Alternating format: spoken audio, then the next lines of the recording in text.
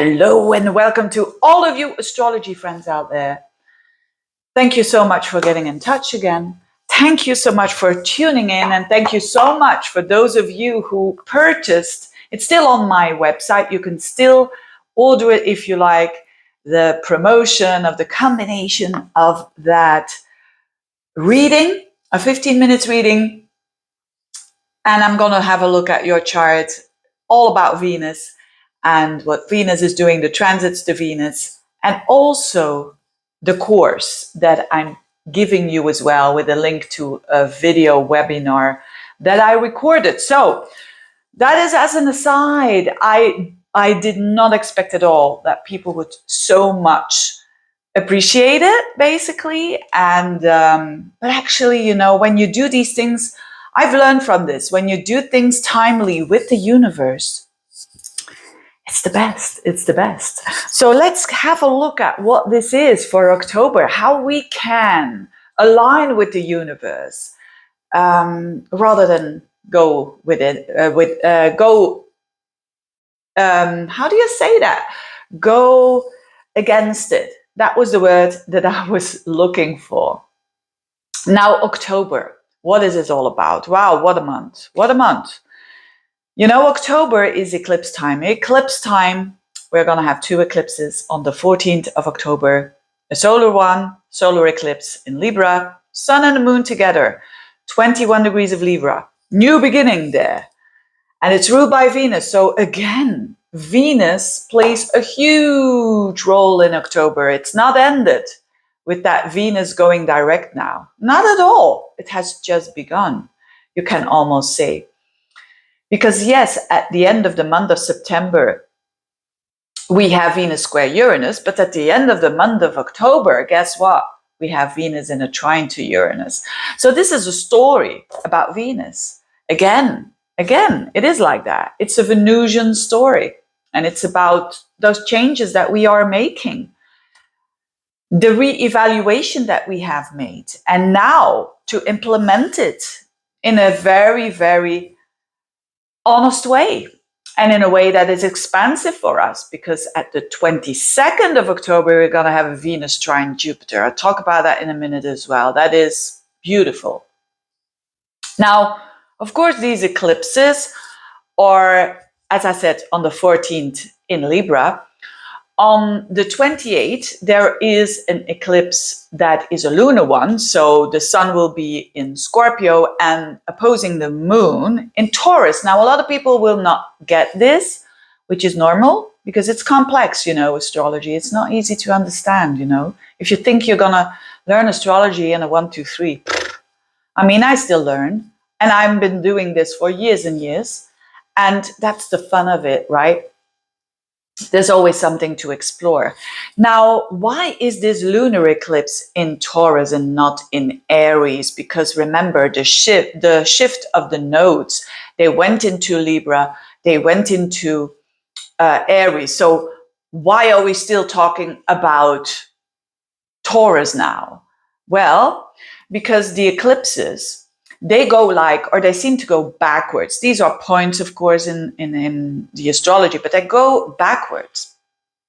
And with this full moon that we're going to have on the 28th in Taurus, at about 5 degrees of Taurus, so the very, very beginning of Taurus. Of course, who's there at the very beginning of Taurus? Well, actually the end of Aries. And that's the whole thing. The North Node will be at the very end of Aries, but very close to the moon in Taurus. So it's like the moon is going to go over that North Node in Aries and then jump into Taurus. And therefore, it is an eclipse that is called now a lunar eclipse in Taurus, right? But actually, it's already with this North Node in Aries, you could say, right? So that's why that all is. I'm going to do separate videos of these eclipses, and I'm going to go into a little bit more detail, but I wanted to explain that. So that one, it shows that it's going to be a very, very eventful month. Absolutely. October is a big month. And again, not only because of the eclipses, but the eclipses are both of them because the ruler of Libra is Venus and the ruler of Taurus is Venus. So both of these eclipses are ruled by Venus. So again, Venus plays a huge role, but now Venus is in another sign. It's not in Leo anymore. It is in Virgo. And another thing is that at the end of the month, as I said, it's going to make beautiful trines to what's going on with Jupiter and Uranus in Taurus. So Venus is an earth sign. When it lands into Virgo, it's going to make a beautiful aspect, a trine with Jupiter in Taurus and also with Uranus in Taurus. So that's a totally different flavor. It's almost as if like the work that we've done and that we're still doing with this Venus just went direct. You know, I'm recording this on the 9th, I think we are today. We're the 9th today of September. So I'm recording this early so that people can hear the story and understand all the stories that are going on, because it's a synthesis, you could say. You know, you can't see like astrology in just, you know, all those little pieces. You have to put it all together. That's the power of astrology. And the thing is, those eclipses, they are very, very high energetic eclipses. And why do I say that? I'll put a link below in the description box of a very old video I made. It seems like ages ago, but I think it's still a good one when it comes to content, not when it comes to the light and the sound and whatnot. So forgive me for that. We all learn, don't we? But it's all about the Saros cycle that I'm talking about there. Every eclipse belongs to a cycle, a Saros cycle. And this Saros cycle that both of these eclipses are belonging to, it is called South 7. 7 South is the name of, you could say, the family of the eclipses. And every family of eclipses has a flavor, right? Not good or bad, it just has a flavor. And guess what I saw here and guess what's happening? And I'm so glad I saw it.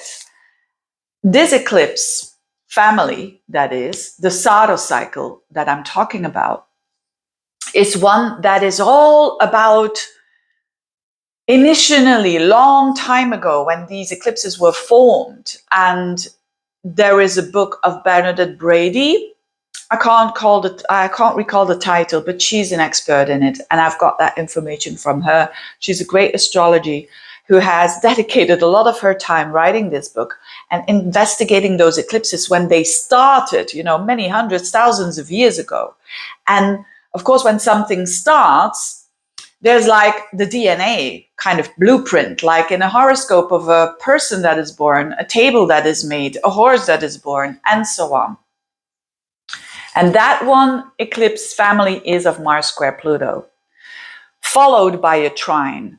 What does it mean? It means high, very high energy that is super transformative, but that is also super crisis prone, right? So it's about, Mars is about doing, Pluto is about death and rebirth. So when Mars squares Pluto, and that eclipse has that energy of it.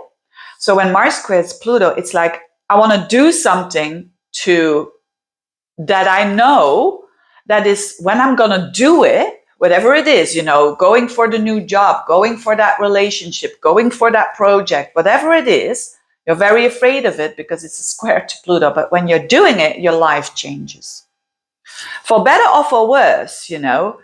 But the thing is, when we are afraid of something, but we know we've got to do it, this is the time. This is the time. You're going to be fearful, of course, because it's going to have consequences. Pluto is about, hey, when you do something, your life change.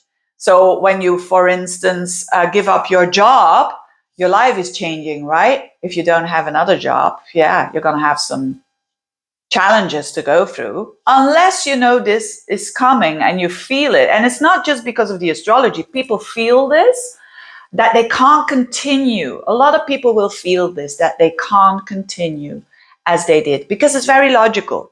We have that Venus retrograde, so we have reevaluated something. And now what? We have reevaluated, yes, this is good or this is bad, or this needs to go out of my life or this needs to go into my life. So strong feelings around it. Remember, it's in the Venus is now still in Leo. It's all about the heart. But now what? Well, Mars squaring Pluto in those solar eclipses and in those lunar eclipses that we are having from the Saros Cycle 7 South, it's all about that. It's all about the phoenix arises from the ashes. And another thing, a lot of people say, oh, yeah, it's beautiful. The phoenix rises from the ashes. Yes, it's Pluto. Oh, Pluto. No. Pluto is not, oh, yes, it's Pluto. Pluto is, oh, my goodness, it's Pluto. Because Pluto needs to demolish, deconstruct something before it can construct something. We tend to forget that. A lot of people tend to forget that. They tend to say, oh, my life is boring. My life is boring. I want to start a B&B somewhere in the south of France. And yeah, I want to do that. Oh, yes, the phoenix rises from the ashes. Yes, but yeah, you will have to do something first if you want that. You will have to make space of something that is dead now, whether it is maybe a relationship, maybe an old job. So you will have to give up your security. You will have to start new. It's like you could say it demands courage.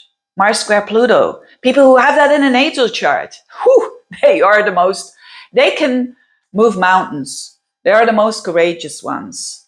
But it depends on their soul level, whether they're going to do it for the right thing. I mean, not only for their own ego, but for the collective. So ask yourself a question. The things that you want to do, is it just for you? Or is it for everyone involved, if it's the best? And often when we do things for our authentic self, sometimes it seems like it's not the best to do it for others, but in the long run, it is. Now, the solar and lunar eclipses, the Saros cycle, repeats itself, this Mars-Pluto, in the heavens in the first 2 weeks of October. So guess what? It's no coincidence that the first 2 weeks of October, we're going to have a Mars applying to a square to Pluto, because we still have Mars in Libra in the first 2 weeks of October. So the first 2 weeks of October are not going to be easy. People say that I'm a super optimistic astrologer, and I am, and I try to make it happen, right? We can always say, yeah, but she's so super optimistic, and hey, it doesn't help us anywhere, especially the things that we do have in our control, right? And this is about the things that we think we don't have any control, but we do. That is what Mars square Pluto is all about. It's all about, we think we have no control, we have no power, but we do. That's the strength of it. We think that, oh yes, I can't find another job, I can't, but we do, right? It's like the soldier, it's Mars and Pluto together, it's firework. And use it for the better. This is an amazing time we are in. I mean, now September and October, it's an amazing time. It's the most amazing period of the year. In that case, when you think, especially when you think that you have no power over your life, I mean, you do. You do. Of course, there are things in life that we have no power over. And certainly it's sad when it's a sad thing happening and you can't do anything about it. But this is not what I'm talking about. This is like our power, our Mars, our drive. Mars, not only the sex drive can go up, by the way, with this Mars in where is it? In Libra, ruled by Venus, and squaring up to Pluto. But use it to create, literally, making babies and so on. But anyway, I mean, to create your own life that you want, that is good for you, that is for your authentic you, being real, don't putting up facades, all that kind of things. Mars is going for it, and there's going to be consequences, and they know it. But hey, that's why it's called transformation. That's why it's called the Venus rises, and so on and so on.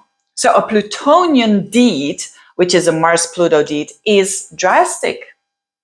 A Plutonian deed is a deed like I'm in the midst of financial crisis, for instance, and I'm having a job, so I'm going to keep on doing it because I'm having financial crises. But it is like, hey, there's another job over there. I don't know how it's going to go, but I'm going to do it. You see that it's like transformative. And then once you go there, you are so empowered because you did it. You are so empowered because you detach yourself from the outcome and from fear that you just are going to be 10 times more successful anyways. You see, it's not everyone is going to be ready for this energy, but the ones who are, they will feel it. They will feel it whilst you are watching this video. And if you are saying, yes, finally it's going to happen, but I will have to do some things that are going to be life-changing. And some of you, it's going to be something that is nice and easy, or although I don't believe in that, because Mars square Pluto is never easy, but demands courage and you're working on it. And for others, it will have to be saying goodbye to an old way of life that has always suited you, but up until now, not anymore. That is this double whammy of a Mars square Pluto. So the first 2 weeks, get ready for some changes. Of course, we are co-creators, so we can say, oh, no, thank you very much. I'm just putting my head in the sand. You can do that. But it's going to come back. Maybe not tomorrow or the day after tomorrow, but it's going to come back. And it's going to come back again, because that's what life is all about. It's about we get triggered and we are healing. I mean, in a nutshell, I think that's what life is all about. We are trying to heal ourselves. And life prompts us. We're going to attract something to us because it's not yet healed. And it's nature, basically. It's actually very simple. Now we have an invitation of the universe. Do you know that? Invitation to dance. Yes, and let it be a very good invitation to a dance that is, or a dance in America, that is so authentic. And that is our dance and not the dance of someone else, or, that is put into our heads or whatnot. So what an energy this is. So make yourself ready to take control. And you can. So you can feel very compulsive here to do something that you're very afraid of, but that deep down inside is going to give you so much better life. In the longer run, of course, I would say do it. Let's get started. Did I scare you all out? It's not to scare you. On the contrary, I hope I empower you. So the first 2 weeks are tough. It's tough with those eclipses. Certainly that eclipse coming in Libra, the sun and the moon together in Libra, but Mars is squaring Pluto, so it's not that easy, you could say. Venus is in Virgo, so it wants to do, the devil is in the detail. It wants to do all good and it wants to be all of service and whatnot. But at the end of the month, as I said, the last week of October is magical. It's magical. Why? It starts around and about the 22nd of October. What a day that is. It's Venus trine Jupiter day. So it shows already whatever you have done there in the beginning, it's already showing the positives. It's already showing like, yes, you have chosen for your values, and it's expanding. Venus trine Jupiter. I'm going to have a look at where this is in your chart. And then at the end of the month, it's Venus trine Uranus, which is like the work of the latest 4 months that we've all done on a certain area. With this Venus retrograde and going direct again, we are seeing the first fruits of it. We are seeing it.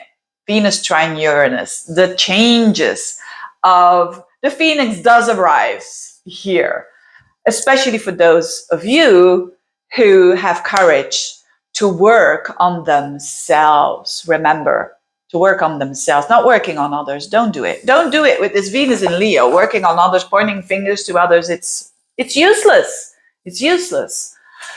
Unless people ask you for an opinion and for a judgment. But otherwise, just work on yourself. Just keep on working on yourself, and you're going to have the fruits of this. Venus trining Uranus at the last week of the month. It's the whole month, the whole last week of the month that you're going to feel it. Let's get started here. And Mars shifts into Scorpio on the 13th of October. So we have a very kind of Plutonian energy around Mars here in this month, which is, you can use it, don't use it to manipulate. Don't really, if you're using Mars square Pluto for your own good, I mean, for your own ego in a very negative, I mean, your intentions are very negative, it's going to backfire for sure. Ask that to a Mars-Pluto person who's got that in the natal chart, or a Mars and Scorpio person. They might have a very short cut or a short term kind of, yes, my desire, yes, and I'm manipulating and going under the radar, and it can work, of course, very short term, or maybe a little bit longer even, but what goes around comes around, always, always. And it's a time of that, you know, in October. Let's get started with the signs quickly. I want to just show you where this is all about and where this is happening. For Aries people, the eclipses are happening in the 7th house of your relationship. So the one that is on the 14th of October, this is definitely your relationships. And Venus is in your 6th house, so it's almost like loving more the day-to-day routines that you do to stay healthy and all that juicy stuff. Well, it's actually routine and working hard. I'm not quite sure if Aries normally loves that, but now they will, right? It's also good for the work area if you want to change jobs as well. But key is here, there's a new beginning in your love life. Whether you are single or not, there's a change. So you could change from being single to getting into a new relationship. You could definitely shift and get an upgrade, and so on and so on. And yes, when there's a relationship that is absolutely not working anymore, you can stop that relationship, especially because Mars is your ruler, right? And Mars is in your, from the 13th and onwards, it's going to be in your 8th house. So that's, again, a double whammy of, you know, the things that I don't like, I'm stopping this. And so this squares up to Pluto, and Pluto is there in your in your 10th house of work. So actually it's almost every area of your life for you, although it may be starting with the relationship, right? So there is novelty in the relationship, but you are definitely transforming. So it's you, basically. Raising from the ashes. So it's you going through a transformation for sure, and make the use of it. You know, you Aries people, you are born with planets in Aries because you kind of live this energy, or you exude this energy of boldness, but also of courage. So use your courage. And on the 28th of October, there is this lunar eclipse in Taurus in your 2nd house. So it has an effect on your money, but also on your worth. So just be you, Aries. Be you. Taurians, this is, of course, the lunar eclipse is far more important than the solar one. So you start off with the solar eclipse in the 6th house, which could mean like, new beginning in the way that you have some routines, something at your work that is shifting there, and you're liking it because it's ruled by Venus, and this Venus is in the in your 5th house of Virgo, of the heart chakra. So you could be doing things that you really love to do, which is amazing. And at the end of the month, the 28th of October, you're having a lunar eclipse in your house. So in your sign, I mean. So this is definitely for you more about relationships. This is about relationship truthfulness to come out here for sure. And with this Mars in the 7th house, this could really mean that there are shifts in the relationship. For you, yes, there could be, if you're single, for instance, and you're very scared of going into a new relationship, I would say do it with this Mars square energy. If you are in a relationship and it's not going well, it could mean that there is, because of the other person that you are involved with, they do something that is life changing, right? For better or for worse, right? So this is a very, very energizing energy for you. And you will have to deal with another person, whether you are single or not. With Mars in your 7th house, you will have to deal with someone. And but you're ready. You're ready to do so. With this lunar eclipse in your 1st house, things are really gonna come out in the open, for better or for worse. And especially for you, with Uranus in your sign, Jupiter in your sign, it's a positive change. It might not be looking like that in the beginning of the month, but at the end of the month, you're already seeing that this is for the better. Geminis, this first eclipse of the solar eclipse is happening in your 5th house, which is amazing because it's a fellow air sign. So you could have a new beginning when it comes to romance, when it comes to children. You know, if you do have them, there could be a new beginning coming up there for you. But whatever it is, the ruler of this is in the 4th house. So it's related to your home, to your family, to your emotions, to your emotional well-being, for sure. Now, the Mars is in the 6th house, so busy with fixing problems, doing work, doing your routines, doing your exercises, eating healthy, and so on. It's a good time to make some changes there as well. And the lunar eclipse is more behind the scenes. It's in your 12th house. So it shows that there is like this more balance, you could say, between relaxation and between your work. For some of you, this could also mean that something is revealed now that has to do with patterns of escaping, and that you're done with that. So that is definitely a good thing for sure. But I think for you, what is really going on is this beautiful kind of new beginning with a project, or, as I said, a love story, a new love story. Cancerians, this solar eclipse is super important for you because it's in Libra, it's in a cardinal sign, you are a cardinal sign. This is the deepest point of your horoscope. So it's like, it's your core. When the core is changing, you know, when you're changing the roots, everything changes. And so it is with you. You're changing something from deep within. And as the ruler of it is in your 3rd house, for the first time, you are communicating around it. And that's a good thing. In Virgo, you are communicating what is drastically changing within you on an emotional level, that is. It could be also for some of you literally, like related to a home or with some moves or selling a home. But for most of you, it's a very emotional thing because you are ruled by the moon. You're going to feel these eclipses a lot. You are ruled by the moon. So eclipse time is always a time with big changes for you. Now, where Mars is, it's in your 5th house. So it's in Scorpio. And that goes well with Cancerian energy.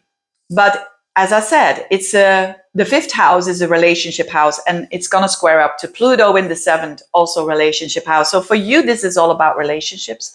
There is a transformation possible. Let's say you're single. There is definitely someone here who can drastically change you. Mars in the 5th house. I mean, the 5th house is the house of romance, sexuality. It's the house of pleasure. Whatever you do for pleasure, Mars means activating there. So you are definitely invited to have more fun in life, to have more pleasure in life. But it is very much of the intention of how I'm going to do that and with whom I'm going to do that. Right? Because when people are in a relationship and the relationship is not good at all, I mean, there's no love there, it's been going not good, then this can be the moment of the breakup for sure. But as I said, it's only when you want that, and it's only when you are ready for that. If not, you can just let pass this energy and and focus a little bit more on your core and to strengthen yourself for the next time that you're going to be triggered. But I think a lot of Cancerians are ready now. A lot of Cancerians are really going for their true authentic self now. And it's through also the help of where the other eclipse is going on the 28th of October. There's an eclipse in the 11th house, which is like new dreams, new wishes for the future, friends as well. So I've been talking about this for a while, you know, this Taurian energy. I like it for you because it's like the help that you get from friends and also the energy that you are getting from new goals for the future. And by the way, you're having also this Venus in your third house. So it's a very social month for you.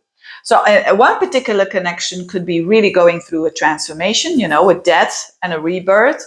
And so it's karmic, you know, when you don't have to think of like Pluto never takes away a connection that is still needed for you. On the contrary, Pluto is karmic and so are the eclipses. So when you feel you're in a breakup or you feel you are in a, it could also mean like a job that you say, no, thank you very much. But again, the universe takes that away because it's absolutely already dead for a very, very, very long time. And Cancerians feel that because there's Pluto in the 7th house of connections. So connections with business partners, connections with romantic partners. They are getting this kind of authenticity check. Is it all real? And if it's not, it needs to go. You know, it's very much that energy. But at the end of the month, my goodness me, what a beautiful energy, you know, with this Venus trine Jupiter in Earth, and that is in your social houses. So very good energy. As from the 22nd and the end of the month, fantastic for networking, for doing things with people, gatherings, huge groups of people. You're going to flourish. You're going to love it. And you're going to feel supported for those next chapters in your life. Leos, solar eclipse in your third house. This is all about you, how you communicate. This is all about how you talk, how you walk, how you deal with your thoughts. And there's a new way of it. Your ruler, it's all about your ruler, Venus, not your ruler, but Venus is in the 2nd house of self-worth. And you know what they say about Leos, you know, they may also have that very Leo-like trait of, hey, I'm worth it. I have my own uniqueness. And when they are not overdoing it, it's like empowering for others. And this is now reflected in Venus in the 2nd house. That could mean more money coming in for you, but definitely more confidence. Because if you are that kind of Leo, and yes, they do exist, Leos that have low confidence, absolutely, you know. If you have like the Sun in Leo conjunct Saturn, that's a lifetime team for working on it. Anyways, I'm digressing, but what I want to say is that through a shift in the way you think, and also there is a shift in your confidence, there is a lunar eclipse at the end of the month on the 28th in your 10th house. So for those who work, there could be things coming in the open now, right? You could be stopping with a job, starting all over with a new one, making a promotion, all that kind of stuff. And Mars is in your 4th house. So you're really, really combating there to have that emotional shift in how you react upon things. You know, it's our emotional reactions, that 4th house. For some of you, it could be very busy at home. It could be buying, selling, and all that kind of stuff of you as well. But main thing is a shift in the way that you think. A shift in the way that you think. And it's like, it seems to me like you're thinking about yourself now way more positive. And that's important for sure. Virgos, Venus in your sign. I love it. I love it for all the Virgos. It's as from the 9th of October. Venus for the whole month in your sign, which is amazing, and making all that beautiful trines at the end of the month. So as from the 22nd and onwards. Fantastic energy for you with that trine to Jupiter, with that trine to Uranus. Come on. It's amazing. It's amazing. You are thriving. You are thriving. This lunar eclipse is in your second house on the 14th. So there's a shift in your confidence. It could be more money because you worked a lot around it and there is like this new beginning there. Or it could be because some of you have a project or something that they've been working on and now it gives them more money. But for others, it's their confidence. There's a boost in your confidence for sure, dear Virgos, with this new moon in the second house. And because this is ruled in the first house, this could mean your appearance as well. So that you're doing like a new haircut, for instance. As simple as that. Venus in your first house. Or a new garderobe. Could be that as well. Whatever you got, some new jewelry. Lovely, lovely, lovely. And you're going to be very, very attractive during the whole month. Not that you're not before. When Venus is not in your sign, no. But it's like you're attracting people to you and you don't even have to do anything. Isn't that lovely? Isn't that lovely? You don't have to chase. You don't have to fix. You don't have to do anything. Just be you. So be you. Be your lovely, gentle, oriented, detailed personality. And you're going to have also a very good social life. Why? Because Mars is going to be in your third house. So that could be some, you want to get things going and you want to go for it and you want to make some changes with siblings or changes with neighbors or in your neighborhood. But first and foremost, this lunar eclipse as well in Taurus, which is making a trine for you, which is a very positive lunar eclipse in your ninth house. It's like you are getting that upgrade. You are getting that upgrade in the connection that you have with all there is, which is the ninth house. It's the road to God. It's the understanding of the bigger picture.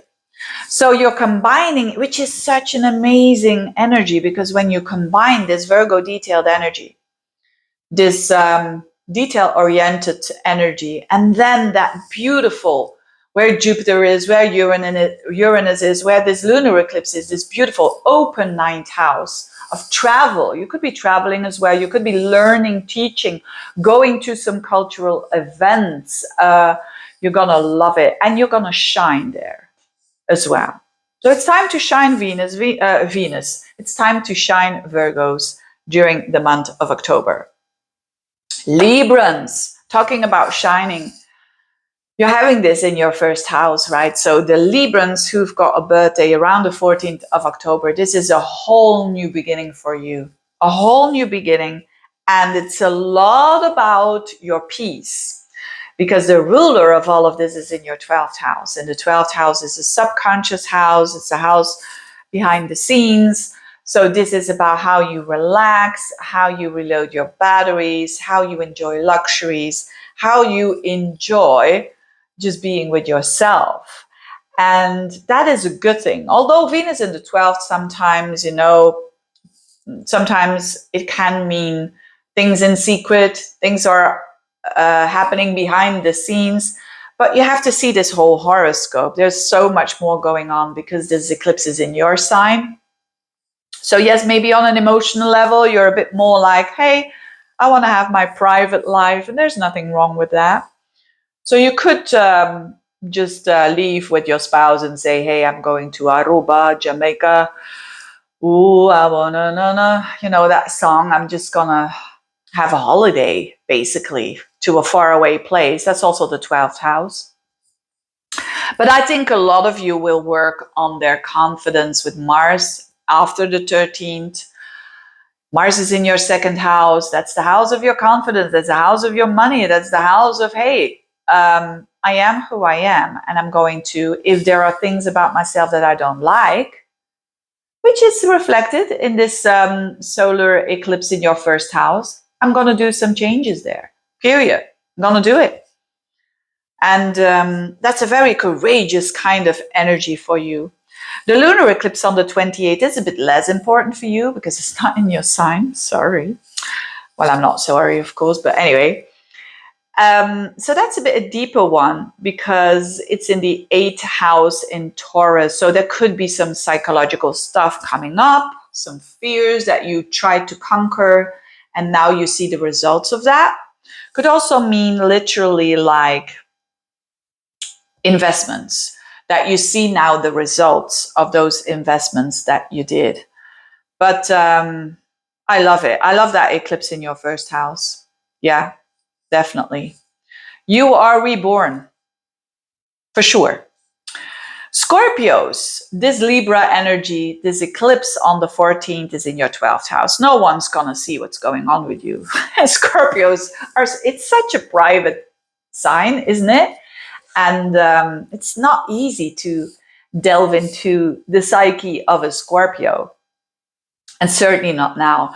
So there is like, with this new moon there, it's like a lot of you will have, it's a good time for that, will have said goodbye to old patterns. Old patterns is the 12th house. Old patterns that you don't like anymore, they need to go.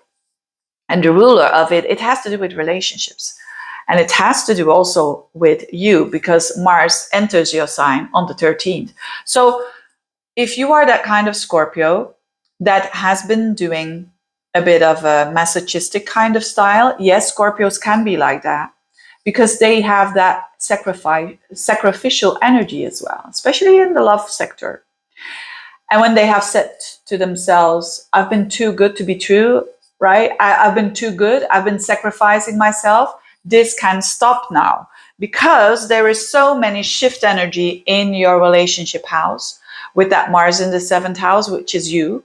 Your ancient ruler is in that 7th house. So when Scorpio is like that, they kind of bottle up. They bottle up. Okay, yeah. I don't like it, but hey, okay. I say, okay, I bottle up. I suppress. But now with Mars square Pluto, when Mars, your ruler in the 7th house, is like boom. And that can be a good thing. Crisis is therefore sometimes, you say what you have to say, you do what you have to do, and it clears the air. It's that kind of energy for you in the relationship sector, whether you are in a one or not. When you're single, you could be very, very fastly, because that's this energy of this eclipse here, fastly start with one. And it's very visceral and very sexual as well. And Mars in your 7th house in Scorpio, you want to go forwards. And it's life changing, because before that you were 10 years single, and it's that kind of energy. On the other hand, whether a relationship has not been going well for a very, very long time, this is very, very beautiful energy to say, no, I'm going to stop here. It is. Venus is in your 11th house. So meanwhile, call your friends. They're going to be very supportive. They're going to help you, and make plans for the future. It's a very goal-oriented house as well. Sagittarians, I love this for you. I love this. I mean, an eclipse in your 11th house. Wow. That's a very future-oriented house as well, because the 11th house is about your goals for the future. It's your friends. And having there a solar eclipse, it's like there could have been before some problems or some crises that had been going on, or that were bubbling up, you could say. But now it's cleared. And I hope for better than for worse, but there is like clear-ups coming in the friendship sector for sure, that things you say, that was going on. Okay, now we can continue. And then this Mars, or the ruler of that, is in your 10th house. So a friend could mean something significant for you when it comes to your work. It could be someone out of your network, like-minded person that helps you with your career. Venus in the 10th house. Or you're networking and you're having fun, and you're at, I don't know, maybe at an event, a cultural event, and you meet someone there, and they are like the perfect person to help you out with some project that you're doing for work. That kind of energy is there for you. Very, very auspicious energy.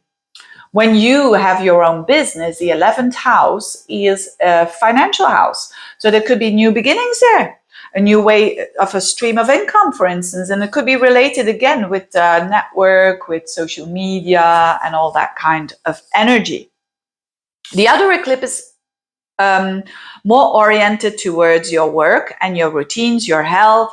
So a lunar eclipse there on the 28th shows that all the hard work that you've been doing, it's coming to fruition now. You know, that balance between relaxation and taking care in a disciplined way when it comes to yourself. There are some things that are revealing itself now, and that is definitely a good thing.